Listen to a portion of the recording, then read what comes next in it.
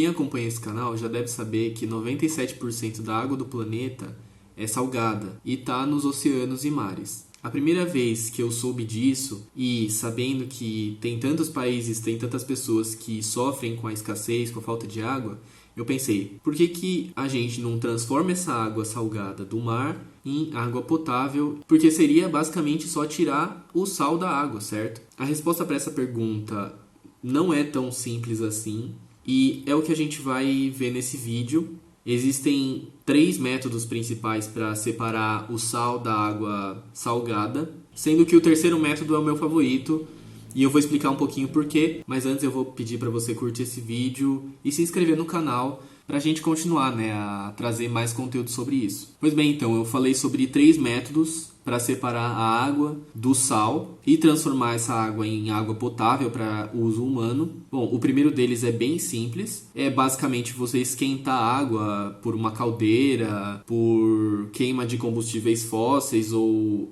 basicamente dispendiar energia para esquentar a água salgada, a água do mar, e fazer ela evaporar e condensar em algum outro lugar, porque o sal ele não evapora junto com essa água. É um método que claramente gasta bastante energia no seu processo e pode não ser tão viável. O segundo método é um pouco mais complexo e chama osmose reversa, que é basicamente você pegar a água do mar e espremer e forçar ela a passar por uma membrana que deixa o sal de um lado e passa a água límpida do outro. Essa água tem que ser tratada, tem que ser adicionado alguns sais minerais nessa água porque ela fica muito pobre em minérios e esses minérios são muito importantes para tornar ela potável. A osmose reversa é um método que vem se aperfeiçoando, envolve um pouquinho mais de tecnologia, não gasta tanta energia quanto o primeiro método, que é o de aquecer a água, só que é um método que dispendia um pouco de energia sim.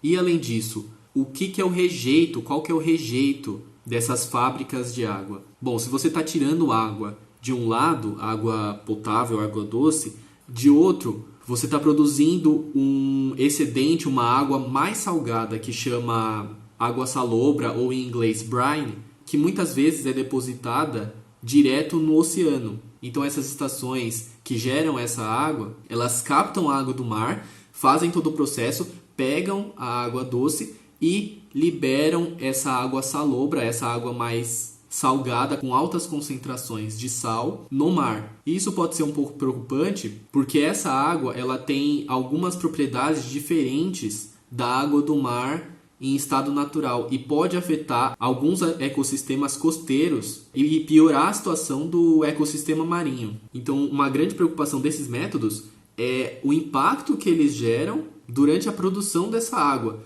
Ou seja, não necessariamente é uma coisa tão sustentável assim você tirar a água do mar para consumo humano. Apesar disso, existem algumas pesquisas no sentido de explorar essa água mais salina, mais salgada, que é, por exemplo, o uso na produção de sal, ou mesmo em culturas de plantas que aguentam mais essa maior salinidade na água e até podem ser mais produtivas com o solo com maiores concentrações de sais. Claro que a gente ainda não explorou todo esse potencial, mas é uma opção interessante, com algumas ressalvas.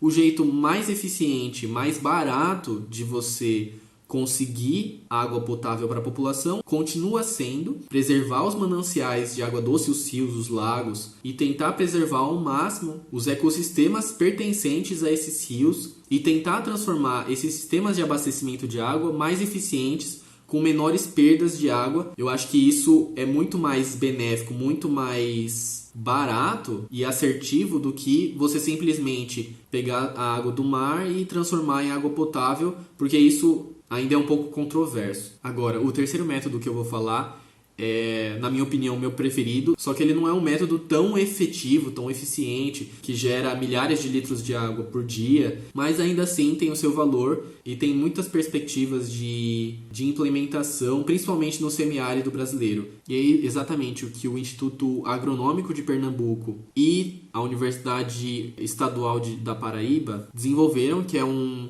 dessalinizador solar que serve para pegar a água salobra. Para quem não sabe, as águas subterrâneas também podem ser salobras, elas podem ser mais salgadas, conter mais sais do que o padrão de potabilidade e por isso esses sais devem ser retirados. Como fazer isso? Justamente é pegar essa água salobra, colocar nesse dessalinizador e esperar que a luz solar, que o sol aqueça essa água e ela evapore, condense e caia em alguns recipientes para captação de água potável. Tem uma reportagem, inclusive, que explica melhor sobre isso. Eu vou deixar no link aqui embaixo. E o dessalinizador que eles estavam propondo gera em torno de 8 litros por dia. Para quem está acostumado a consumir bem mais água do que 8 litros por dia, pode ser pouco, mas para regiões áridas ou semiáridas, isso é bastante e serve para consumo mesmo e garante pelo menos um pouco de independência das populações que se beneficiam com isso. Inclusive, tem um cara chamado Robson Portioli, eu vou deixar o link do site dele aqui embaixo. Ele tem uma proposta bem interessante, ele vai tentar seguir os passos do Amir Klink e atravessar o Atlântico Sul remando. E com isso ele espera arrecadar pelo menos R$1,5 milhão para construir 1.000 dessalinizadores solares no semiárido paraibano. É uma proposta excelente, espero que dê certo e eu vou com certeza acompanhar essa saga do Robson ao longo dessa jornada. Bom, se sobrou alguma dúvida, por favor, comenta aqui embaixo. Comenta também se você sabe de algum outro método de dessalinização da água. Por hoje é isso, boa semana para vocês e tchau, tchau.